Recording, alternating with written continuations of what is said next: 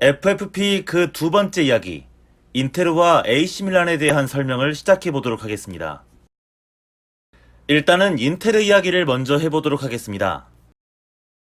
영광의 정점에 섰던 2010년 이후로 인테르는 FFP 시행 이후 완전히 망해버렸습니다. 이는 인테르가 그동안 구단주의 사저로만 굴러가던 초초초 저효율의 팀이었기 때문인데 바로 이 아저씨, 옛 인테르 구단주였던 마시모 모라티 덕분이었습니다.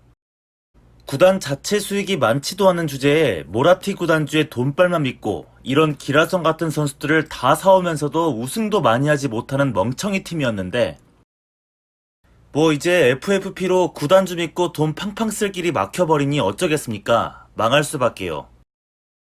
그 와중에도 인테르는 자신이 쓸 수 있는 최대치의 돈을 써서 선수들을 계속 사오기는 하는데 비싸게 사오는 선수 꼬라지가 구아린이라든지 라치오에서 단물 다 빠진 에르나네스라든지 혹은 유로 2016 때 조금 잘해서 가격 올라간 주앙 마리오라든지 아니면 유럽리그 검증도 안 된 가비골이라든지 이런 선수들을 사오니 성적이 올라가겠냐고요.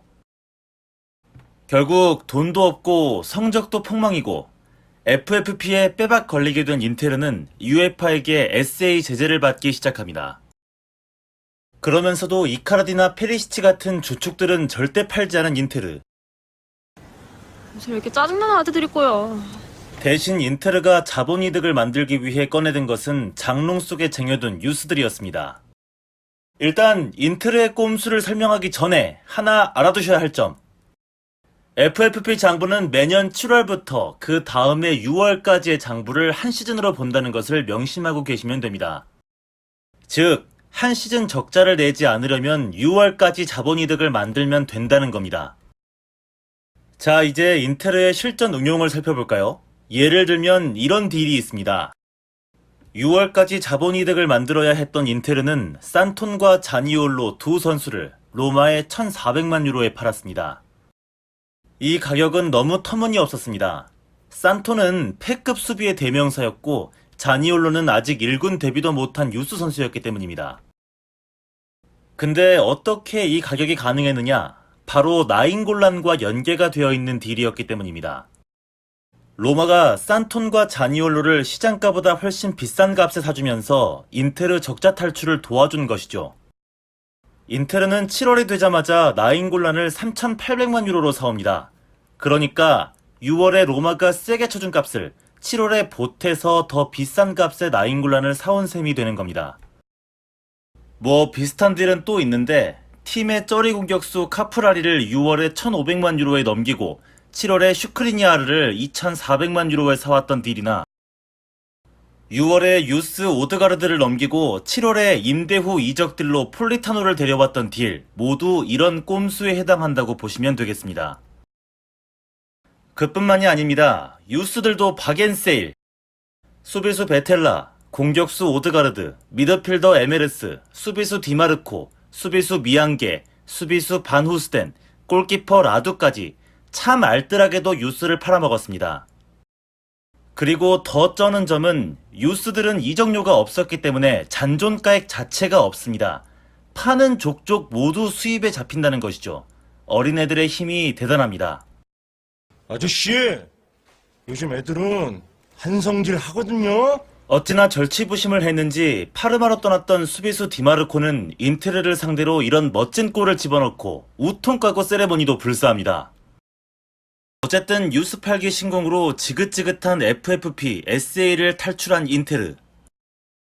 돈 많은 중국 거대 기업 수닝이 투자도 착실히 늘려주고 있고 새 감독으로 콘테도 왔으니 다음 시즌 기대 좀 해보겠습니다.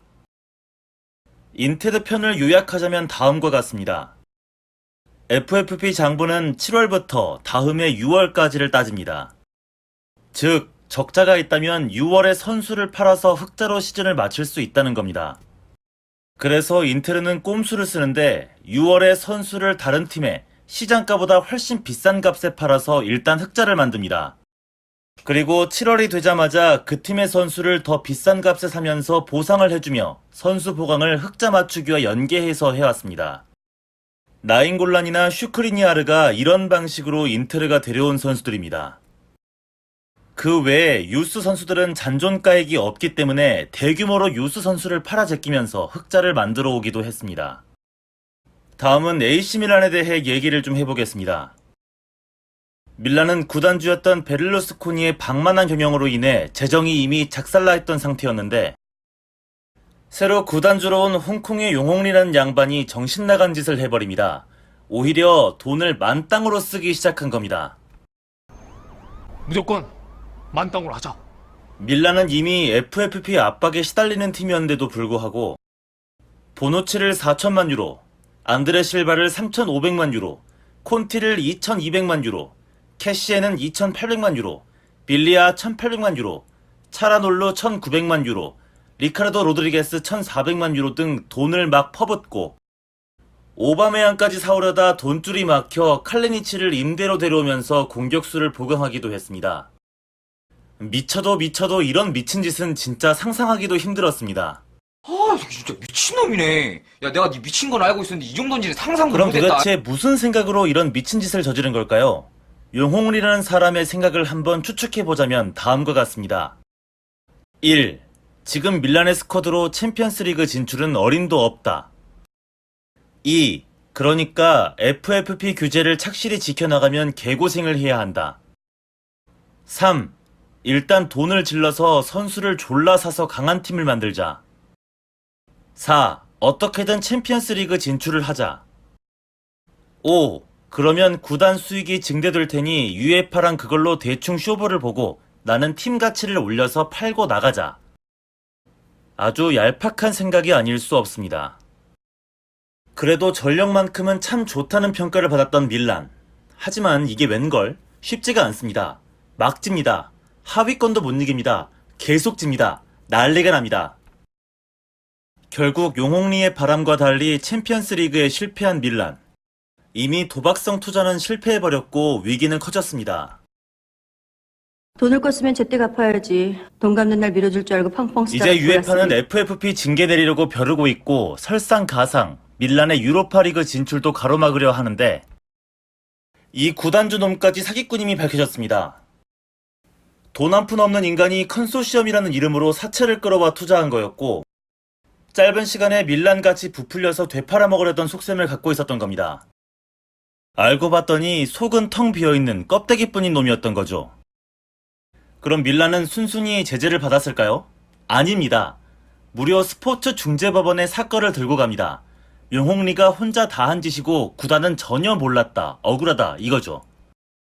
이렇게 시간을 번 밀란은 다음 시즌 준비에 들어가는데 유벤투스에서 계륵이 돼버린 이과인을 임대로 데려왔습니다.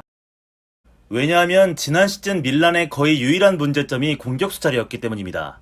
칼리니치의 이 환상적인 개발을 좀 보십시오. 그런데 살림은 쪼들리고 챔스는 가고 싶은 밀란은 유벤투스에게 통수를 거하게 때리는데요. 이과인이 부진하자 얘를 첼시로 보내고 제노아에서 피용택을 사오면서 브라질에서 파케타도 같이 사옵니다. 이 딜이 왜 밀란의 통수인지 설명을 좀 해보겠습니다.